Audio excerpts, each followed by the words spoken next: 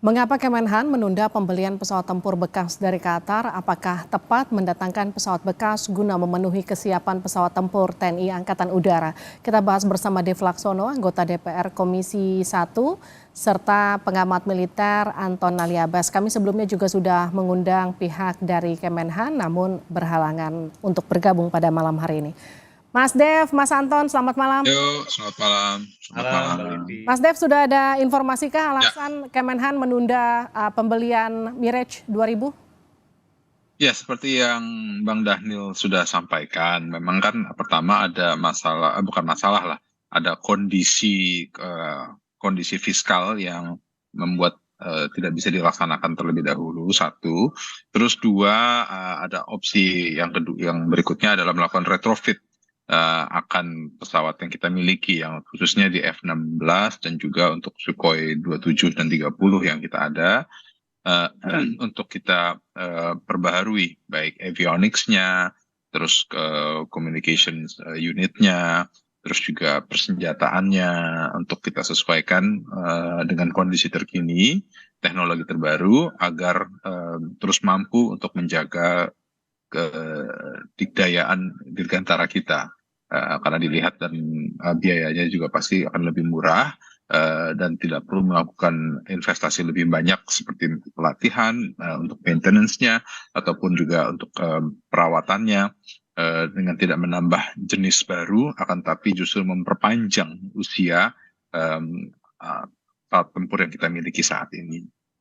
Mas Anton, kalau ditunda pembeliannya, Anda pihak yang setuju dengan penundaan ini atau justru menyayangkannya? Ya, Mbak Livi. Pertama sebelum itu saya mau ngucapin selamat dulu sama Mas Dev yang sudah sah menjadi doktor nih. Ini Terima penting kasih. bahwa anggota legislatif kemudian punya pemahaman. Yang pertama, saya ingin komentarin bahwa pembelian kan selalu dibilang bahwa pembelian Mirage ini adalah interim atau stopgap, namanya stopgap adalah biasa, umum. Gitu. Jadi itu bisa diterima. Tapi ada tapinya, kita harus lihat alasan-alasan khususnya. Apakah misalnya pesawat ini tuh naik kelas dari untuk yang akan digantikan. Tadi kan Hawk ya. Hawk ini apakah ini kelasnya sama atau lebih tinggi? Ternyata kan sama aja. Ini kan harapannya ini agak berbeda. Kalau misalnya di beberapa media pada ini bilang ini lebih bagus dari Hawk. Tapi kalau misalnya yang saya dapat informasi ini sama-sama aja. Itu satu. Kedua, jelas pembatalan ini bagi saya itu menunjukkan adanya ketidakcermatan dalam proses perencanaan pengadaan atau akuisisi alutsista kita. Kenapa? Karena semestinya ketika bilang ini adalah keterbatasan fiskal, namanya dokumen perencanaan itu harus sudah memitigasi. Kita itu ada mengenal namanya aspek GRC, Governance, Risk and Compliance. Jadi dalam perencanaan kita harus memenuhi tiga ini. Gitu. Nah, risiko itu tidak hanya sekadar bahwa ini nanti suku cadangnya ada, nanti pabrikannya bagaimana dan lain sebagainya, tapi juga harus membicarakan bahwa ini pembiayaannya dari mana. Lah kok bisa? Kita sudah tanda tangan misalnya ketika mau dieksekusi, lo bilang dananya nggak ada, fiskalnya nggak cukup. Nah, itu kan artinya apa? Ada ketidakcermatan. Gitu. Ini bagi saya ini menjadi penting gitu untuk dilihat. Jangan-jangan nanti ke depan ini jadi presiden lagi gitu. Kita mau beli Rafale yang duitnya lebih besar, jangan-jangan kita cuma semangat beli, tapi perencanaan kita nggak komprehensif. Kita tuh sudah nggak menghitung bahwa kemampuan fiskal kita tuh nggak cukup. Ini ngomong tentang Rafale, ini kita sudah siap belum? Sudah menghitung belum? Berapa rupiah pendamping yang dibutuhkan? Ini ada nggak nanti? Nah itu kan harus sudah dipikirkan. Gitu. Nah, jadi bagi saya penundaan ini mengindikasikan bahwa ada butuh perbaikan mendasar ketika kita bicara tentang perencanaan. Tapi kemudian kita kan bisa usut lebih lanjut gitu ya, bahwa ini sebenarnya ada proses yang dilompatin atau enggak. Karena kan ketika misalnya ini Angkatan Udara dapat Pagu, itu kan prosesnya itu dari bottom up juga. Gitu. Jadi dari Angkatan Udara akan rapat dulu penentuan untuk pengadaan. Lalu naik ke Mabes TNI, mereka untuk kebijakan alutsistanya seperti apa, baru nanti ke Kemhan. Nah, proses ini dilewati enggak? Karena kalau proses ini dilewati dengan baik, jadi bukan hanya sekedar ada, tapi harus dilewati dengan baik, maka kemudian dokumen perencanaannya itu juga harus ditandatangani, tidak hanya oleh Kemhan, tapi juga Mabes Angkatan. Ini soal ownership. Jadi ketika kita melihat bahwa kegagalan ini siapa yang harus bertanggung jawab? Jadi bagi saya ini adalah indikasi butuh perbaikan mendasar gitu ya. Ini ke depan terkait perencanaan pengadaan alutsista atau akuisisi alutsista itu Mbak Livi. Nah, Komentar gimana awal tuh Mas saya. Dev? Ya, nggak gini. Kalau detail teknisnya itu ya memang harus diskusi sama Kemhan. Kenapa sampai dengan mengambil putusan lalu dibatalkan? Apakah batalannya itu murni hanya karena masalah fiskal atau ada pertimbangan-pertimbangan lain? Ini kan kita baru hanya mendengar penjelasan dari Bang Daniel seperti itu. Nah, kan tapi kalau kita bicara planningnya daripada Kemhan sama seperti KL lainnya, kan ada apa namanya pembangunan jangka pendek, jangka menengah, jangka panjang. Hmm. Nah, untuk pergantian pesawat ini sudah dibahas cukup lama karena kan sudah diketahui bahwa usia pesawat tersebut kan sudah mau habis. Nah, ada beberapa opsi memang yang akan diambil. Apakah itu membeli interim pesawat ya yang bisa langsung dipakai ya atau memperpanjang usia kapal-kapal yang sekarang sudah ada dengan melakukan retrofit ya. Retrofit juga bukan itu perkara murah ya, itu dengan jumlah pesawat yang banyak itu pasti belasan atau puluhan juta dolar juga kalau Hmm. tidak ratusan.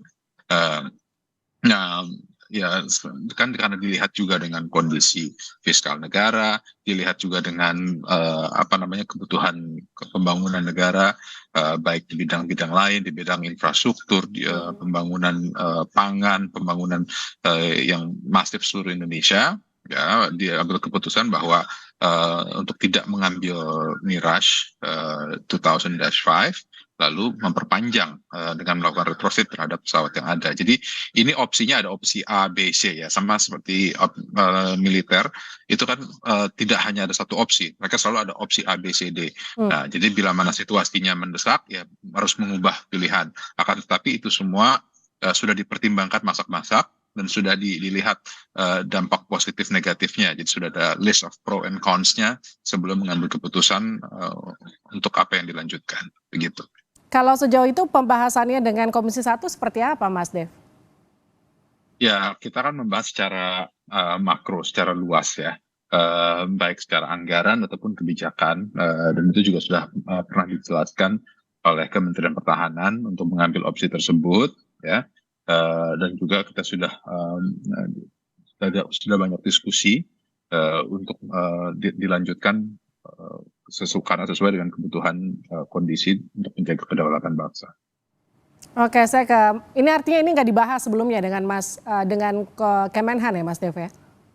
Enggak, jadi kita membahas secara general ya. Kita memang sudah mengetahui bahwa ada sejumlah pesawat-pesawat yang dalam kondisi tidak layak terbang. Kita sudah beberapa kali mengunjungi markasnya ya. Oke. Ada yang di Pekanbaru, ada yang di Makassar. Kita lihat pesawatnya memang sudah tidak layak terbang dan memang harus bergantian. Dan itu sudah beberapa kali dipaparkan oleh Menhan, bahkan oleh Menhan langsung. Baik, saya ke Mas Anton. Mas Anton, ini kan alasan pembelian Mirage ini kan awalnya memang untuk menutup gap kesiapan sampai kemudian Rafale datang di 2026. Menurut Anda dari awal memang ini rencananya sudah cukup baik, niatannya baik atau seperti apa? Ya, memang stop gap itu kan harapan tadi seperti kata Mas Dev gitu ya, yang ketika kita beli bekas, kenapa pilihannya bekas? Karena baru itu kan butuh waktu lama. Tapi kan ternyata ketika kita bicara Mirage itu juga butuh perbaikan, jadi ada waktu lagi. Jadi ketika ada waktu kok bareng-barengan nih dekatan sama Rafale nih. Nah itu kan jadi itu. Jadi memang dari awal gitu, dari awal bagi saya ini saya juga nggak tahu nih kenapa kita kemudian memilih sesuatu kok tanpa perencanaan perhitungan yang jelas. Ketika kita ngomong Dassault misalnya, itu nanti ngomong Harvard-nya, ada fase di Harvard yang harus ke Perancis.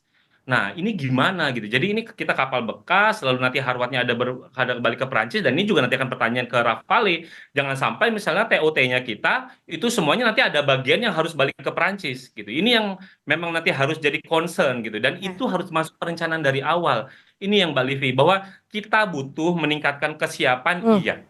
Angkatan udara butuh penguatan, iya, tapi bukan berarti kemudian yang ada kita mau kasih mereka nggak bisa kayak gitu. Ini yang pentingnya bahwa usernya didengerin juga, Oke. butuhnya apa, gimana segala rupa. Jadi ketika kita mau bicara tentang untuk meningkatkan daya gentar menjadi penting. Tapi saya pikir Mbak Livi, ini ke depan ini menjadi menarik karena nanti 7 Januari kan ini akan diskusi.